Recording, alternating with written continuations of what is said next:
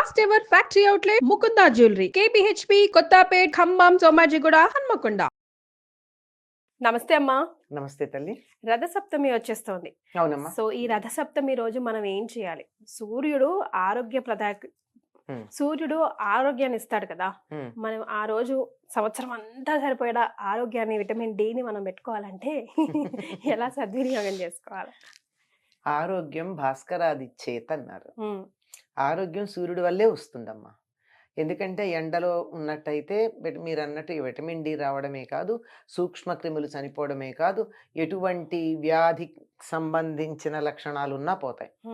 ఆఖరికి వీళ్ళు చెప్తారు కదా, పచ్చకామెర్లు అవి ఉన్న వాళ్ళకు కూడా సూర్యరశ్మిలో ఉండడమే చాలా ప్రధానమైనటువంటిది. పుట్టిన పిల్లలను కూడా అదే తీసుకుని పెడతారు. 6వ రోజు జువెనైల్ జాండీస్ వస్తే పుట్టుకతో వచ్చేది దాన్ని ఎండలోనే ఉంచితే సరిపోతుంది. అటువంటి సూర్యుడు ఉచ్చ స్థానంలో ఉండేటటువంటిది 2 అయనాల్లో ఉత్తరాయణంలో అధికంగా ఉంటాడు. ఉత్తరాయణంలో కూడా మాఘమాసంలో అధికంగా ఉంటాడు. మఖ నక్షత్రం సూర్యుడికి స్వస్థానంగా చెప్పబడుతూ ఉంటుంది. స్వస్థానం ఏదో జ్యోతిష్ శాస్త్రపరంగా ప్రధానంగా చెప్పేది. అక్కడ ఉన్నప్పుడు సూర్యుడు మరింత తీక్షణంగా ఉంటాడు కనుక మఖా నక్షత్రానికి ప్రాధాన్యం కలిగినటువంటి నెల మాఘమాసం. అటువంటి మాఘమాసంలో ఆయన చాలా ఉచ్చ స్థితిలో ఉంటాడు కనుక సూర్యుడి నుంచి వచ్చేటటువంటి కాంతి చాలా కావలసినంత అత్యధికంగా మనకు ఉపయోగపడేటట్టుగా ఉంటుంది. అందులోనూ సప్తమి, మాఘ శుద్ధ సప్తమి సూర్యుడి యొక్క జన్మదినంగా చెప్తారు.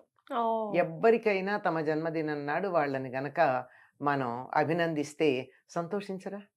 సంతోషిస్తారు కదా. తప్పనిసరిగా నేను కనీసం పుట్టినరోజు నాడన్నా గుర్తురాలేదా అనుకుంటారు. కనుక రథ సప్తమి అని దాన్ని అంటాం గనక ఆనాడు సూర్యుడి యొక్క జన్మదినం గనక ఆనాడు సూర్యుడిని ఆరాధించాలి అంటారు. రథ సప్తమి అని ఎందుకంటారు అమ్మా? పేరు అలా ఎందుకు వచ్చిందో? తిథి సప్తమి, సూర్య సప్తమి అనాలిగా, సూర్య జయంతి అనాలిగా. రథ సప్తమి ప్రధాన్ని ఎందుకు గుర్తు చేస్తున్నాం అంటే రథం దారి మళ్ళుతుంది ఆ రోజు. అప్పటి వరకు ఇలా దక్షిణం వైపుకు వెళ్ళినటువంటి సూర్యుడి రథం ఆనాడు ఉత్తరం వైపుకు తిరుగుతుంది. ఇదే కారణం. చెప్పాలంటే ఉత్తరాయణం ఇప్పుడే మొదలని లెక్క. ఒకప్పుడు ఉత్తరాయణ పుణ్యకాలం ఈ రథసప్తమి కలిసి దరిదాపుల్లో 1-2 రోజులు అటు ఇటుగా కలిసి వచ్చేవి. తర్వాత మార్పుల వల్ల ఉత్తరాయణ పుణ్యకాలం వెళ్ళిన కొద్ది రోజుల తర్వాత రథసప్తమి వస్తుంది. కనుక సూర్యుడికి ప్రధానం రథం. సూర్యుడు 365 రోజులు 24 గంటలు ఒక్క క్షణం విశ్రాంతి తీసుకోకుండా పనిచేస్తాడు కదమ్మా. అలా పనిచేశాడంటే పనిచేసేవాళ్ళు బాగానే చేస్తారు. కొంతమంది ఉంటారు కదా, వర్కాలిక్స్ అంటారు, అలాంటి వాళ్ళు చేస్తారు. కానీ వాళ్ళకి తోడుండే వాళ్ళు ఎలా ఉండాలి? వాళ్ళకి సహకరించేవాళ్ళు ఎంకరేజ్ చేస్తూ కాదు, ఎంకరేజ్ చేయడం కాదు, సహకరించాలి. సహకరిస్తూ ఉండాలంటే ఆయన అట్లా తిరగాలంటే ఆయనకి సహకరించేది ఎవరు అంటే రథం. రథం మీద ఉన్నటువంటి రథసారథి. వాళ్ళిద్దరూ గనక సరిగ్గా ఉంటేనే సూర్యుడు 325 రోజులు, పొరపాటు 365 రోజులు 24 గంటలు పని చేయగలుగుతాడు. కనుక రథం యొక్క దారి మళ్ళినటువంటి రోజు గనక ఆ రథానికి సంబంధించిన విశేషం ఉంది గనక దీని రథ సప్తమి అంటారు. అంతేకాదు సూర్య రథం కూడా విశిష్టమైంది. ఏకచక్రధరం రథం దేవం. ఏకచక్ర ఉన్నటువంటి రథం అది. ఒక చక్రం, 2 చక్రాలుంటే ఇలా నడుస్తుంది. ఒక చక్రం ఉందనుకో ఎంతసేపు తిరిగినా గానుగెద్దులకు ఇట్లా తిరగాల్సిందే. సూర్యుడు వర్తులాకారంలో తిరగడానికి ఒక్క చక్రం ఉండడమే కారణం. ఒక్క చక్రం ఉంది. దీనికి 7 గుర్రాలు ఉన్నాయి. ఈ 7 గుర్రాలే 7 రంగులు సూర్యకిరణాల్లో ఉండేవి. వాటి పేర్లు కూడా ఆయా రంగులకు సంబంధించినవే ఉంటాయి. సప్తాశ్వరథమారూఢం, ఆయన గురించి సూర్యుడి గురించి చెప్పేది అదే కదా. 7 గుర్రాలు ఉన్నటువంటి రథాన్ని అధిరోహించినవాడు. పైగా ఈయనకున్న ఒక పెద్ద విశేషం ఏమిటంటే అసలు తలుచుకుంటే గుండె ఆర్ద్రమైపోవాలి. కాళ్ళు లేనటువంటి వాడిని రథసారథిగా పెట్టుకున్నాడు. ఈ రోజుల్లో మనం ఏమంటాం? దివ్యాంగుడు, ఫిజికల్లీ ఛాలెంజ్డ్. Yes. ఒకప్పుడు హ్యాండిక్యాప్డ్ అనేవారు, ఇప్పుడు ఛాలెంజ్డ్ అంటున్నారు. ఫిజికల్లీ ఛాలెంజ్డ్ అని అనకూడదు. ప్రతి వాళ్ళకి కూడా ఒక అవయవంలో ఏదైనా లోపం ఉంటే సమ్ టోటల్ ఉండేటటువంటి ఎనర్జీ ఇంకో చోట పనిచేస్తుంది. లోప దీర్ఘత అంటారు తెలుగులో, కాంపెన్సేటరీ లెంగ్దెనింగ్ అంటారు ఆంగ్లంలో. ఇక్కడ ఈయనకి కాళ్ళు లేవు గనక ఆ కాళ్ళకు ఉండాల్సిన శక్తి ఎక్కడ ఉండాలి? చేతులకు ఉంది. అది గుర్తించి తన రథానికి సారథిగా పెట్టుకున్నాడు. ఎంత విశేషమమ్మా! సూర్యుడు రథానికి ఉంది విశేషం. అందుకని సూర్యుడితో పాటు ఆయన పేరు చెప్పాలంటే సూర్యుడు అని చెప్పడానికి ముందుగా రథాన్ని గురించి చెప్తారు. ఆ రథం ఎంత విశేషమో, ఒక్క చక్రం ఉంది, 7 గుర్రాలు ఉన్నాయి. 7 గుర్రాలు 7 రంగుల్లో ఉండి వేగంగా వెడుతూ ఉంటే ఒకే రంగుగా కనపడతాయి, ఏ రంగు లేకుండా కనపడతాయి. తెలుపు కూడా కాదు, అసలు రంగు లేదు. ఇప్పుడు స్ఫటికానికి ఏ రంగు ఉందని చెప్తాం? తెల్ల కాగితం తెలుపు.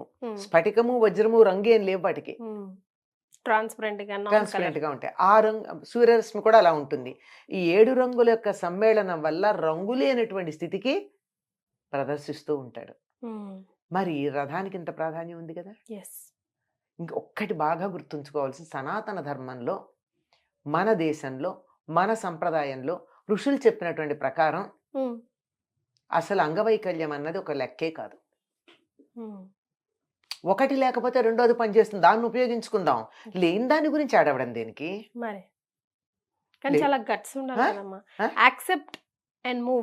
అది ఇప్పుడు ఈ మధ్యలో వచ్చింది, పూర్వకాలం లేదు మనకి. ఏదున్నా ధృతరాష్ట్రుడు కళ్ళు లేవు, ఏమన్నా బాధపడ్డారా?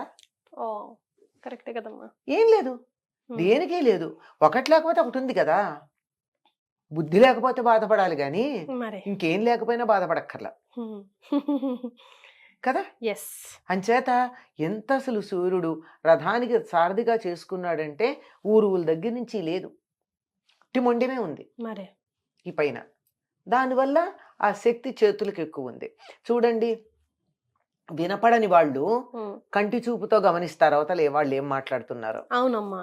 కళ్ళు లేని వాళ్ళు శబ్దాన్ని బట్టి గమనిస్తారు. అట్లాగే కాళ్ళు లేని వాళ్ళు చేతులకు బలంగా ఉంటాయి, దాన్ని ఉపయోగించుకున్నారు. ఇది సూర్యుడు రథానికి ఉన్నటువంటి విశిష్టత. అటువంటి రథాన్ని అధిరోహించి చక్కగా ఒక్క క్షణం కూడా విశ్రాంతి లేకుండా, ఒక్క క్షణం కూడా ఆలస్యం అనేది లేకుండా, తొందరపాటు అన్నది లేకుండా, ఎప్పుడు ఎక్కడ ఉండాలో అక్కడ అప్పుడు ఆ సమయానికి చేర్చేస్తాడు. కనపడుతూ లోకానికంతా మేలు చేస్తూ అందరికీ సహాయం చేసేటటువంటి వాడు సూర్యుడు. అటువంటి సూర్యుడి నుండే సమస్తమైన శక్తి ఉద్భవిస్తోంది. సౌరశక్తి అని కదా ఇప్పుడు వాళ్ళు చెప్తూ ఉన్నారు. మనం ఆహారం తింటున్నామంటే చెట్ల నుండి ఆహారం వస్తుంది. చెట్లకు ఆ శక్తి ఎక్కడొచ్చింది? పత్రహరితం తయారు చేసుకోవడం వల్ల. పత్రహరితం ఎలా వచ్చింది? సూర్యకాంతి వల్ల. మళ్ళీ అక్కడికే వచ్చాం. తినే ఆహారం కానీ, మనకు ఉండేటటువంటి మంచినీళ్లు కావాలంటే సూర్యుడే గతి. ఎట్లా?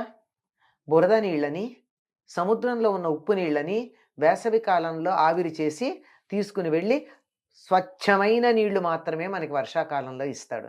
నీళ్లు కావాలంటే సూర్యుడు ఆధారం, ఆహారం కావాలంటే సూర్యుడు ఆధారం, శక్తి కావాలంటే సూర్యుడు ఆధారం. ఇంకేదైనా చెప్పండి, ఊరికే 3 ఉదాహరణలు చెప్పాను నేను. కనుక అటువంటి సూర్యుడు ఇలాంటి కుంటి రథం, కాళ్ళు లేని సారథిని పెట్టుకుని ఒక్క క్షణం కూడా తాను చెయ్యవలసినటువంటి పనిలో అటు ఇటు తేడా రాకుండా చేస్తున్నాడంటే ఆయనకి మించిన డిసిప్లినరీని ఎవరున్నారు? అంతకు మించిన పంక్చువల్ ఎవరున్నారు? కనుక సూర్యుడిని ఆరాధిస్తే ఇటువంటి వాటిల్లో కొన్ని మనకొచ్చి తద్వారా ఆరోగ్యం వస్తుంది.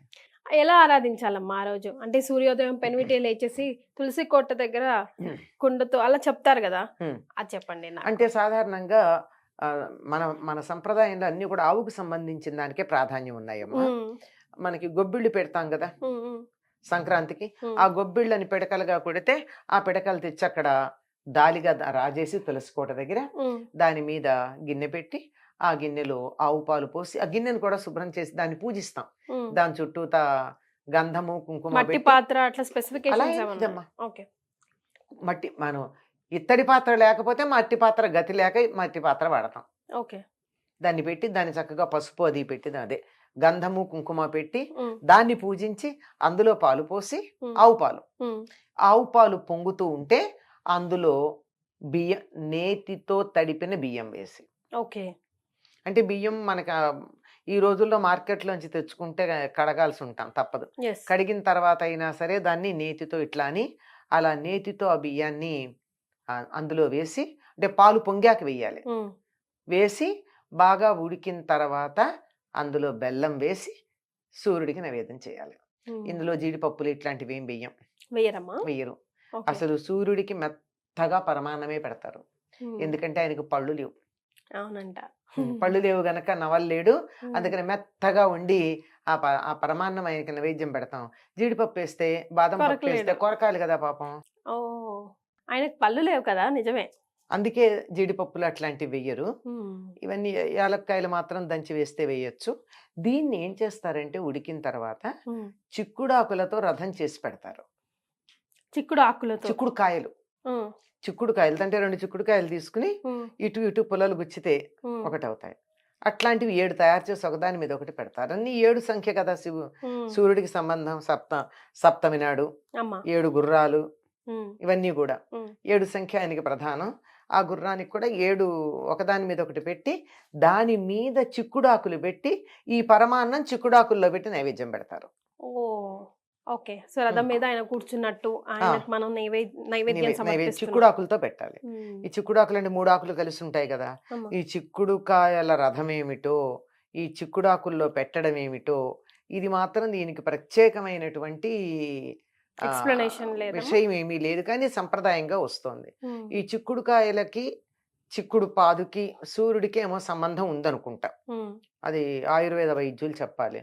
ఈనాడు ఇంకోటి ఏం చేస్తారంటే తెల్లవారుజామున స్నానం చేసేటప్పుడు జిల్లేడాకులు రేగిపళ్ళు తల మీద పెట్టుకుని స్నానం చేస్తారు. శరీరంలో 7 భాగాల్లో తల, భుజాలు, పొట్ట, వీపు ఇలా 7 ప్రదేశాల్లో జిల్లేడాకు మీద ఒక రేగిపండు. ఉమ్, ఈ జిల్లేడు రేగి కూడా సూర్య సంబంధమైనవి. ఉమ్, జిల్లేడికి అర్కమని పేరు.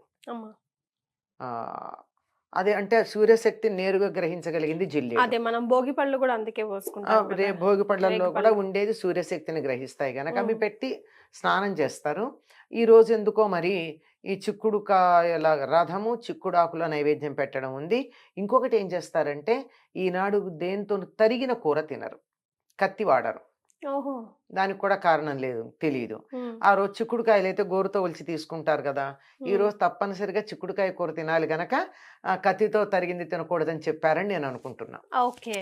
కానీ చిక్కుడుకాయ తింటారు. ఈ ఉమ్, చిక్కుడికి సూర్యుడికి ఎక్కడో ఏదో సంబంధం ఉన్నట్టే కనపడుతూ ఉంటుంది. ఉమ్, ఇవి ఆ రథసప్తమి నాడు చేసేది.